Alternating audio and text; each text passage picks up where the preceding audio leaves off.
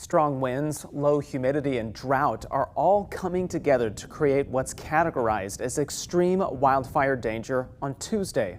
Today, the governor directed the Texas Division of Emergency Management to activate extra resources to deal with the potential danger. Fire departments are also mobilizing ahead of this dangerous combination. KXAN's Tom Miller talked with the Austin Fire Department about those preparations and what you can do to protect your home. As a firefighter, when you see this kind of setup, where does your mind go with that? It goes into preparation.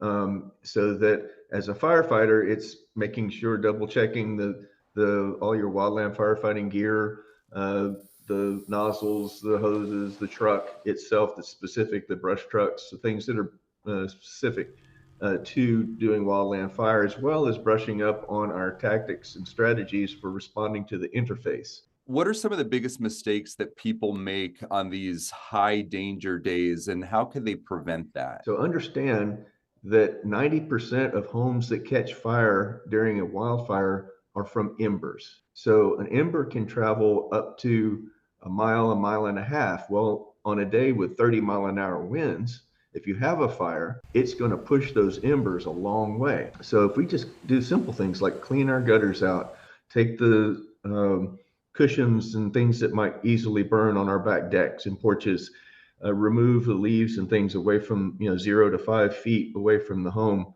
Those are simple steps that people can take now. It's early March. You don't think necessarily this is the peak of wildfire season, but is this a year-round season? It's getting that way. It's really not ever out of potential in Texas, given our weather that goes all over the place. Chris Dibroll with the Austin Fire Department Wildfire Division, thank you for taking the time to talk with me.